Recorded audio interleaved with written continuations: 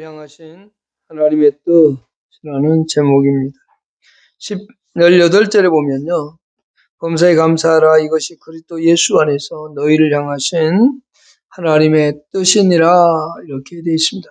우리는 이 앞주 두 주에 걸쳐서 하나님의 뜻은 이것이니 거룩함이다 라는 주제를 살펴보았습니다. 오늘 우리는 데살로니가 교회에게 주시는 4장에서는 거룩함이 하나님의 뜻이라고 했고, 이제 5장에서 우리에게 알려주신 하나님의 뜻을 살펴볼 겁니다. 이것은 12절부터 살펴서 하나님의 뜻을 살펴볼 수도 있고요.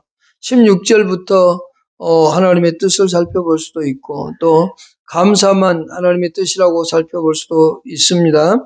그러나 우리는 오늘 16절로 18절까지만 살펴보도록 하겠습니다. 먼저 12절부터 15절까지의 모습을 보면 성도 상호간의 책임에 대해서, 성도 상호간에 어떤 책임들을 지고 살아야 되는가에 대한 내용을 설명해 주고 있는데, 첫 번째는 교회 지도자들에 대하여 섬김에 대해서, 교회 지도자들의 섬김에 대해서 알려주고 있습니다.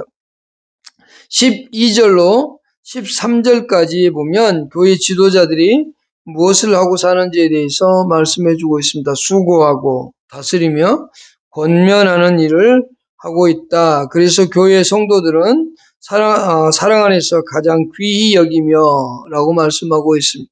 그들이 데살로니가 교회를 섬기는데 교회 지도자들이 섬기고 있는 그 수고와 노력들을, 그리고 그들을 다스리고 권면하면서 그들을 바른 길로 인도해가는 그들의 수고에 대해서 노력함에 그것을 알아줘야 된다라고 하는 거죠. 그래서 그들을 사랑 안에서 가장 귀하게 여기고 섬겨줄 것을 얘기하고 있고요. 또한 성도 상호 간의 책임에 대해서는 14절과 15절에 대해서 설명하고 있습니다. 14절부터 15절까지 게으른 자들에 대한 권면할 것을 얘기하고 있고, 마음이 약한 자들을 격려하라고 서로 격려할 것을 얘기하고 있고, 힘이 없는 자들을 붙들어 주라고 했고, 모든 사람에게 오래 참으라고 얘기하면서 항상 선을 따르라, 선을 좇으라, 이렇게 말하고 있습니다. 15절 마지막에 보면 항상 선을 따르라 라고 되어 있습니다. 그래서 성도 상호 간에 어떤 책임들을 알려주면서 그것이 하나님의 뜻이라고 얘기하면서, 이제 16절과 17절 그리고 18절인 이 항상 기뻐하라, 쉬지 말고 기도하라, 이 말씀은 개인들에게 하신 하나님의 명령이요 하나님의 뜻이라고 하는 사실입니다. 개인 각자가 하나님 앞에서 어떠한 삶을 사는 것이 하나님이 기뻐하는 것인가에 대하여 설명해 주고 있다라고 볼 수 있겠습니다. 그런데 여기에 하라고 되어 있습니다. 세 개의 명령으로 시작하고 있는데요. 이것은 성도들의 삶 속에서 계속적으로 이 명령들을 실천해야 된다라고 하는 겁니다. 한 번만 하고 끝나는 것이 아니라 성도들은 주님 오시는 날까지, 또는 내가 하나님 앞에 가는 날까지 계속적으로 실천해야 되는 명령인 겁니다. 오늘도 하고 내일도 하고 모레도 해야 되는 그러한 명령이다 라고 하는 거죠. 자, 16절 보십시다. 여러분 잘 아는 구절들입니다. 어지간한 집에 가면 한 구절씩은 다 붙여져 있죠. 항상 기뻐하라. 그리고 17절에 쉬지 말고 기도하라. 그 다음에 범사에 감사하라. 잘 붙여놨습니다. 그런데 이것이 여러분들을 향하신 하나님의 뜻, 하나님이 오늘 나에게 이렇게 살라고 명령하는구나, 이렇게 생각하는 사람들은 그렇게 많지 않습니다. 집에 가면 항상 기뻐하라, 쉬지 말고 기도하라, 범사에 감사하라, 이 액자나 아니면 뭐 어떻게든 글귀들이 있는데, 그것을 보면서 내가 저것을 실천하고 살아야 되는데, 그 말씀대로 살아야 되는데 오늘도 그렇게 살아보자, 이런 생각을 갖는 사람들은 그렇게 많지 않은 것 같습니다. 그러나 오늘부터는 그렇게 살아갈 수 있기를 축복합니다. 먼저 항상 기뻐하라 라고 하는 겁니다. 데살로니가 교회의 현 상황을 우리는 조금 살펴볼 수 있습니다. 데살로니가 교회가 처한 상황은 결코 기뻐하고 즐거워할 수 있는 그런 상황은 아닙니다. 데살로니가 교회는 유대인들로부터 많은 핍박이 있었습니다. 그래서 그 핍박 때문에 이 사도 바울도 그리 오래 목회하지 못하고 떠날 수밖에 없었습니다. 외적으로 많은 핍박이 있었고 내적으로는 교회적 안으로는 신학적인 문제들이 여러 가지들이 있었습니다. 특히 주의 재림에 관한 문제들이 있었다라고 하는 것과 또 하나는 이원론적 사상인 영지주의가 많이 팽배해 있었던 걸 알 수 있습니다. 그런 상황에서 그들은 기뻐하기는 참 어려웠을 겁니다. 데살로니가서 1장을 보시면 1장 6절에 보면 많은 환난을 당하고 있는 데살로니가 교회의 모습을 볼 수 있습니다. 1장 6절에 이렇게 말씀하고 있습니다. 또 너희는 많은 환난 가운데서 성령의 기쁨으로 말씀을 받아 우리와 주를 본받는 자가 되었으니 그들은 성령의 기쁨으로 말씀을 받아서 우리 주 예수 그리스도를 본받는 사람들이 되었지만 그러나 그 앞에 보시면 뭐가 있냐면 너희는 많은 환난 가운데에서라고 되어 있습니다. 그러니까 데살로니가 교회는 많은 어려움들이 있었음을 볼 수 있습니다. 3장에 봐도 그들은 많은 어려움과 환난을 당했던 것을 알 수 있습니다. 그런 가운데 그들에게 하나님께 사도 바울을 통해서 하나님 말씀하시기를 항상 기뻐하라 라고 말이죠. 바울은 고난과 즐거움이 언제나 함께 공존하고 있음을 알고 있었습니다. 사도 바울은 고린도 후서 12장 10절에서 이렇게 말합니다. 고린도 후서 6장 10절에서부터 보면 성도들은 근심하는 자 같으나 항상 기뻐하고 가난한 자 같으나 많은 사람들을 부유하게 하고 아무것도 없는 자 같으나 모든 것을 가진 자로다 라고 얘기를 했고 후서 12장 10절에서 그러므로 내가 그리스도를 위하여 약한 것들과 능욕과 핍박과 박해와 공고를 기뻐하노니 이는 내가 악한 그때에 강함이다 라고 말하고 있습니다. 그러니까 우리 성도들은 언제나 세상이라는 무대를 살아갈 때 특별히 그리스도인들은 기쁨만 있는 것이 아니라 언제나 고난도 함께 있다라고 하는 거죠. 이것을 사도 바울은 너무도 잘 알고 있는 사람이었습니다. 그렇기 때문에 데살로니가 교회 성도들이 처한 환경도 잘 알고 있었고 또한 이 사실도 알고 있기 때문에 그들에게 기뻐하라라고 말하고 있습니다. 특별히 고린도후서 6장 10절에서 근심하는 자 같으나 항상 기뻐하고 근심이 많은 것 같은데 성도들은 기뻐할 수 있게 되어져 있다라는 거고요. 가난한 자 같으나 많은 사람을 부요하게 하고 비록 가난하게 살아갈지라도 다른 사람들을 부요하게 하고 아무것도 없는 자 같으나 모든 것을 가진 자다. 이것이 성도들입니다. 저와 여러분들이고 데살로니가 교회 성도들의 모습이고 고린도 교회의 모습이기도 합니다.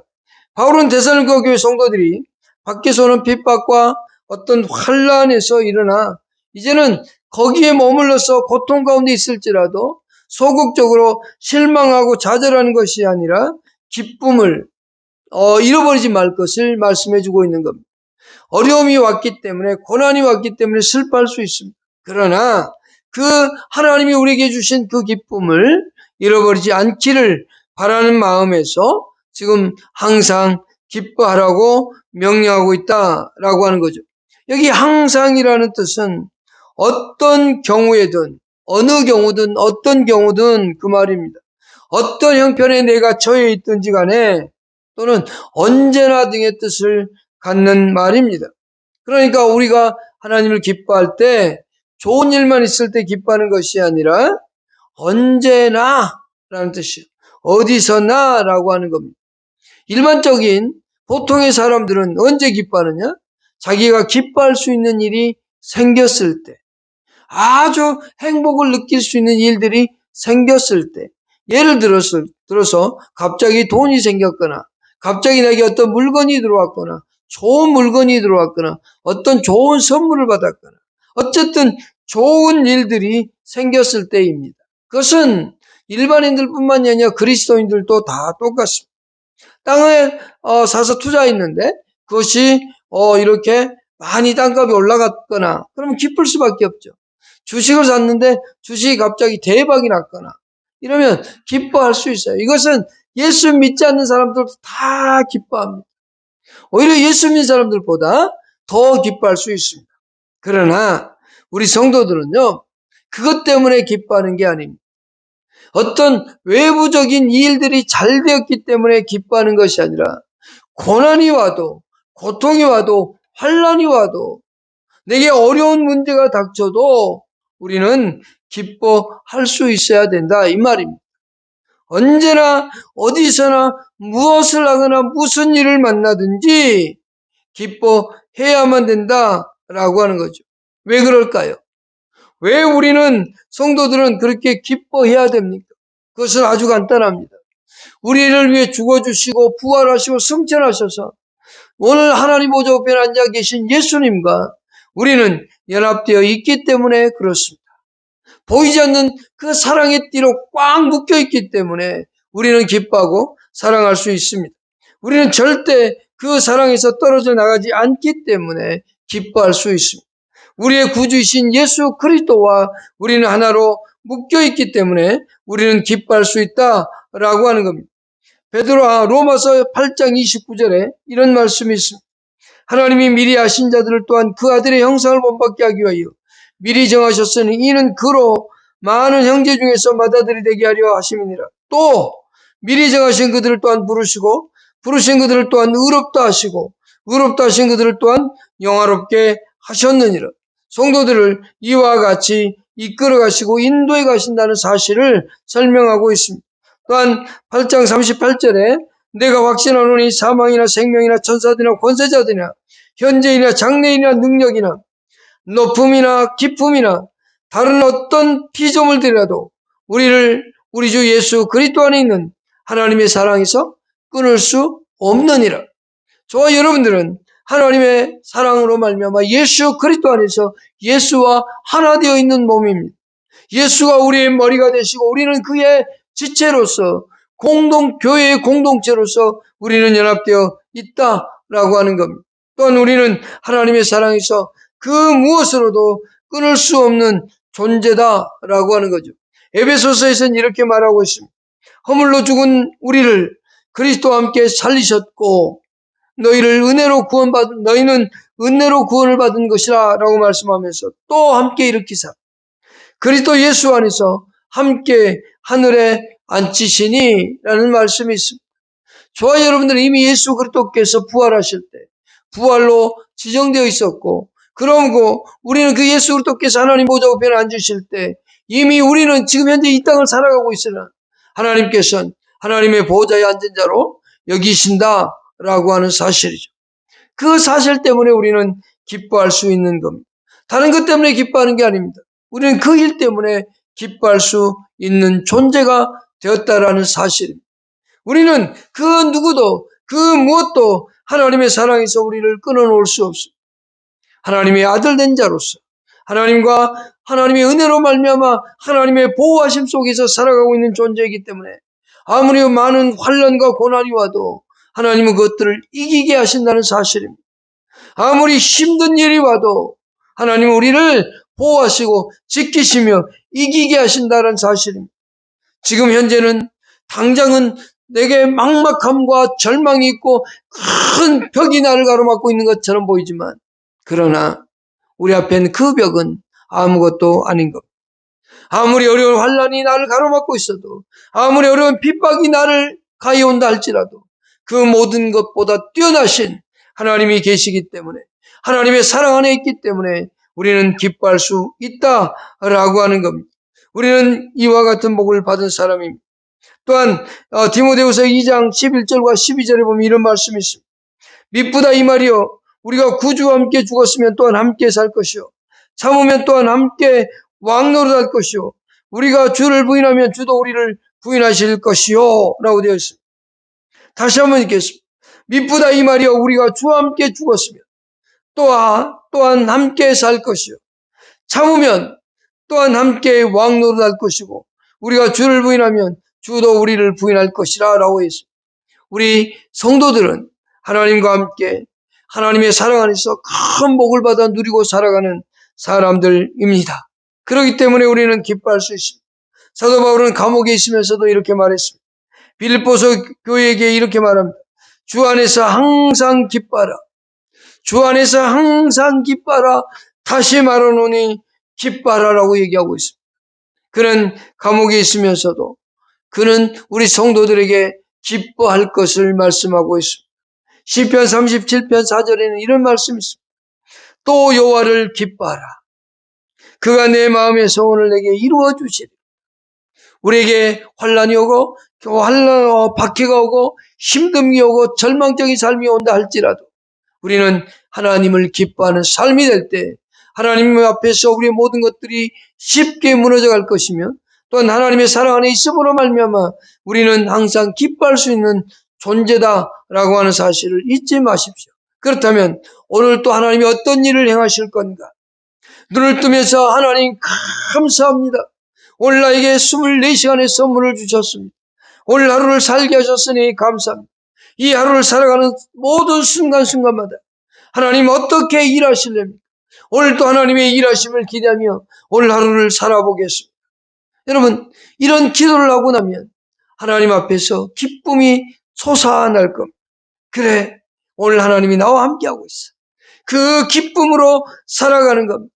세상에 그 누구도 아닌 하나님이 나와 함께하고 있다는 사실 앞에 우리는 감사하면서 기뻐할 수 있지 않겠습니까? 오늘 하루를 살아도 힘차게 즐겁게 화이팅하며 살아갈 수 있지 않겠습니까? 여러분, 항상 기뻐하십시오.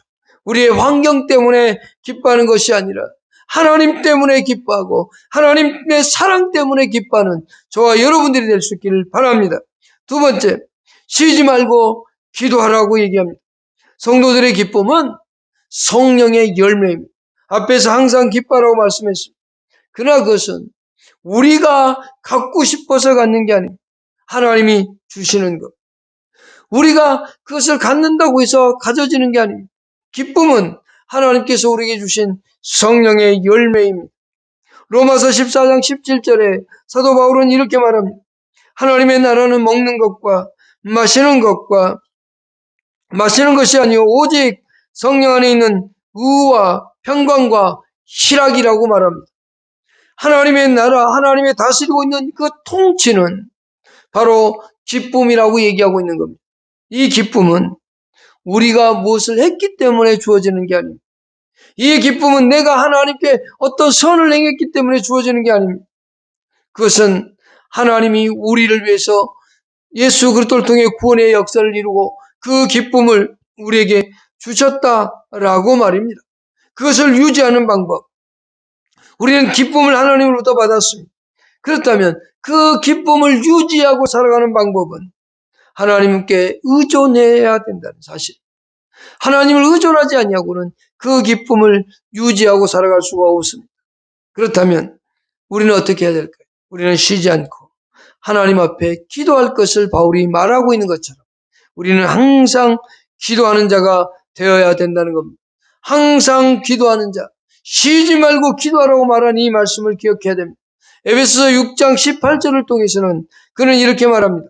모든 기도와 간구를 하되 항상 성령 안에서 기도하고, 개역성경은 무시로 기도하라고 얘기했습니다. 여기 항상 성령 안에서 기도하고 라고 되어 있습니다. 이를 위하여 깨어 구하기를 항상 힘쓰며 여러 성도들을 위하여 구하라고 말합니다. 항상 기도하는 자, 그리고 그것을 위해서 항상 노력하는 사람, 그러한 사람이 될 것을 말합니다. 우리는 쉬지 말고 기도하라고 하는 이 명령 앞에서 이걸 생각해야 됩니다. 우리는 입으로 계속 쉬지 않고 말할 수는 없습니다. 사도 바울은 그것을 말하고 있는 게 아닙니다. 우리들이 생활하는 직업, 직장, 어떤 활동들이 있을 겁니다. 그 활동들을 다 멈추고 기도하라고 하는 것이 아닙니다. 이 사도 바울은 우리에게 하루 종일 그 아무것도 하지 말고 기도만 하라고 하고 있는 것은 아닙니다. 그것은 뭐냐면 우리는 하루 종일 하나님이 나와 함께하고 있기 때문에 그 하나님과 함께 살아가면서 기도하는 정신 가지고 살아갈 것을 얘기하는 겁니다. 순간순간마다 어떤 일들이 나갈 때마다, 직장생활을 할 때 또는 농사를 일 때 어떤 일들을 할 때마다 그 순간순간마다 하나님이 나와 함께하고 있으니 하나님 나에게 도움을 주십시오. 나에게 지혜를 주십시오. 이렇게 하나님을 의존하여 사는 삶, 그것을 바로 쉬지 말고 기도하라고 얘기하는 겁니다. 교회에 와서 몇 시간 기도했습니다. 자랑거리 아닙니다. 저는요, 하루에 몇 시간씩 기도합니다. 여러분, 그거 자랑거리 아닙니다. 예를 들어, 6시간씩 기도했습니다. 8시간씩 기도했습니다. 아무 소용없어요. 그것보다 더 좋은 건 뭐냐? 호흡하는 것. 하나님과 함께 호흡하는 것. 제가 신학교 다닐 때 이렇게 말하는 분이 있었습니다. 하루에 8시간씩 기도하지 않으면 목사하지 마! 그런 분이 있었어요. 그래서 정말 8시간을 채우려고 노력했는데요. 신학교 다니면서 8시간을 못 채우겠더라고요. 아침 시간을 한번 일정표를 얘기해 볼까요? 아침에 일어나서 아침에 새벽 예배 드리고 밥을 먹고 학교를 갑니다. 그리고 6시 정도 돌아옵니다. 그리고 나서 9시에 교회 예배가 있어요. 매일 그 예배 참석합니다. 그럼 보통 11시, 12시에 끝납니다. 그러면 성도님들 모셔다 드리고 오면 1시 반에서 2시 됩니다. 그러면 그때 숙제합니다. 그래서 잠깐 잠들고 또 일어나서 새벽에 기도하고. 여러분 생각해 보십시오. 하루에 8시간씩 기도할 수 있겠습니까? 절망이었어요. 아니 도대체 8시간씩 기도를 해야 목사가 된다는데 어떻게 한단 말인가? 여러분 그거보다 더 좋은 게 있습니다. 숨 쉬듯이 기도하는 거. 여러분 우리가 살아가면서 세상에서 무엇이 제일 좋은가 물어보면 사람들은 다들 건강합니다. 가장 건강한 것 중에 건강한 사람의 특징이 뭔지 아십니까? 숨쉬기 잘합니다. 숨을 잘 쉬는 사람. 근데 그 숨을 못 쉬는 것, 공기가 없으면 못 쉽니다. 이 산소가 없으면 우리는 숨을 쉴 수 없습니다. 근데 보이지 않기 때문에 무시하고 삽니다. 기도가 뭐냐라고 할 때, 기도는 내가 이 땅을 살아가면서 하나님과 나의 관계 속에서 내가 하나님과의 호흡하는 거다라고 생각하시면 됩니다. 하나님은 매일 여러분 삶 속에 함께합니다. 여러분의 몸이 성령의 전이라고 했습니다. 하나님이 여러분과 함께 계십니다. 그때마다 호흡을 하는. 하나님 오늘 내가 이것을 하는데요. 도와주십시오. 하나님 오늘 내가 이것을 하려고 합니다. 도와주십시오. 하나님 내가 이렇게 하려고 하는데 지혜를 주십시오. 하나님 이런 누구를 만날 텐데 그 사람이 말할 지혜를 주십시오. 여러분 순간마다 계속적으로 하나님의 도움을 구하는 사람. 그 사람이 바로 진정한 쉬지 않고 기도하는 사람인 겁니다. 여러분 이런 삶이 여러분 속에 펼쳐지기를 바랍니다. 기도는 호흡처럼 하나님과 늘 대화하는 겁니다. 새벽 시간에 시간을 정해서 기도할 수도 있고 저녁 시간에 기도할 수도 있습니다. 점심시간 짤막한 시간을 위하여 시간을 정하고 기도할 수도 있습니다. 그것도 소중합니다. 그러나 그보다 더 소중한 것은 삶 속에서 계속적으로 하나님을 의존하며 살아가는 것. 그것이 바로 기도의 정신입니다. 쉬지 않고 기도하는 것. 그런 정신 가지고 그런 마음으로 살아가는 것이 바로 쉬지 말고 기도하라고 하신 명령에 가장 부합한 겁니다. 세 번째, 범사에 감사라고 얘기했습니다. 항상 기뻐하고 쉬지 않고 기도하는 것을 유지해가는 방법은 하나님께 감사해야 됩니다. 이 감사가 없다면 이 두 가지는 쉽게 이루어지지 않습니다. 항상 기도하고 쉬지 않는 사람은 감사할 겁니다. 또한 감사하는 사람은 반대로 기뻐하고 기도할 겁니다. 이 세 가지는 언제나 떨어지지 않습니다. 언제나 이 세 가지는 함께 살아갑니다. 우리는 하나님께 감사하는 사람은 기뻐할 수 있고 기도할 겁니다. 항상 기뻐하고 기도하는 사람은 또한 하나님 앞에 감사할 겁니다. 진심을 다해 감사할 겁니다. 여러분 여기에 범사라는 표현을 썼습니다.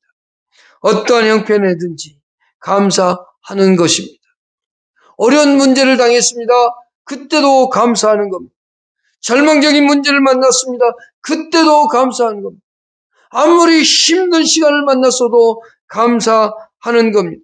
성경에 보면 수없이 많은 속에서 감사하라고 합니다. 특별히 시편 136편에 보면 감사하라가 참 많이 나옵니다. 여러분 삶 속에서 입술에 과연 무엇이 있습니까? 감사가 매일 있습니다. 입으로 감사하는 겁니다. 그리고 마음으로 감사하는 겁니다. 행동으로 감사하는 겁니다. 시편 50편 23절에 감사로 제사를 드리는 자가 나를 영화롭게 한다는 말씀이 있습니다. 여러분 하나님 걸 영화롭게 하는 것, 그것은 감사로 예배하는 자가 그렇습니다.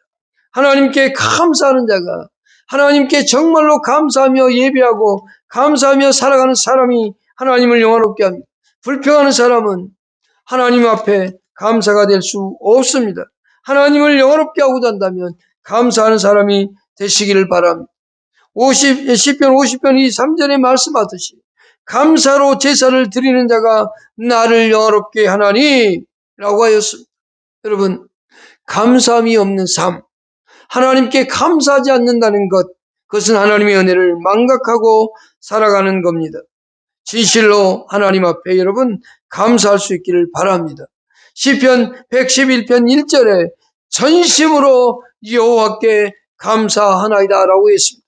우리는 하나님 앞에 전심을 다해서 감사하는 사람이 되어야 됩니다. 또한 시편 100편의 4절에 이렇게 말합니다. 감사함으로 그 문에 들어가며 찬송함으로 그의 공경에 들어가서 그에게 감사하며 그의 이름을 송축할지어다.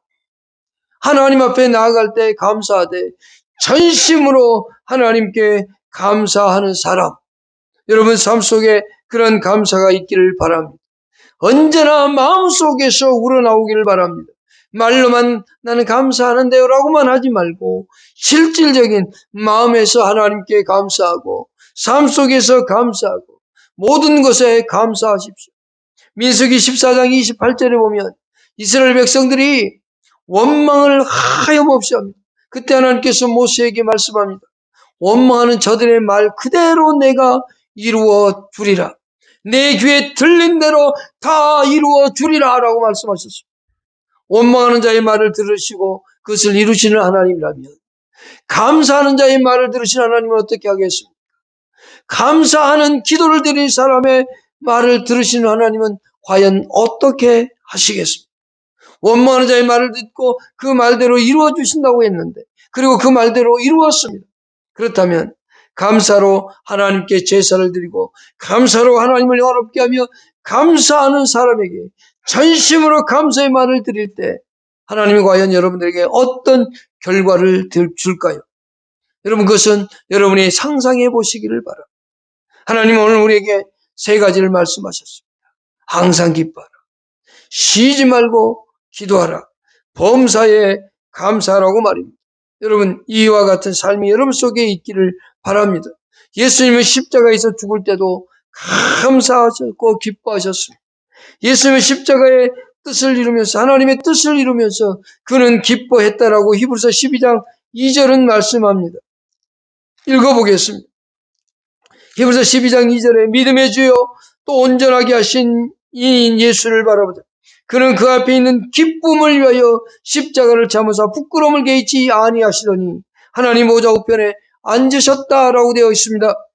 십자가를 참는 그의 모습, 십자가를 지시면서도 돌아오는 수많은 백성들이 있음을 보면서 기뻐하며 십자가를 지셨던 주님이셨습니다. 여러분, 오늘 우리는 이 세상을 살아갑니다. 이 세상을 살아가면서 그리스도인답게 어떤 어려움이 와도 참아내고 기뻐하고 즐거움으로 이겨낼 수 있는 여러분 될 수 있기를 바랍니다. 올 한 해 2024년 이제 거의 저물어 갑니다. 이 저물어 가면서 과연 하나님 앞에서 내가 얼마나 기뻐했으며 얼마나 많은 시간 하나님과 대화의 시간을 가졌는지 얼마나 하나님 앞에 감사했는지 한번 되돌아볼 수 있기를 바라고 앞으로 남은 시간 하나님 앞에서 기뻐하고 감사하고 기도하는 삶이 여러분 속에 펼쳐지기를 바랍니다. 기도하겠습니다. 아버지 하나님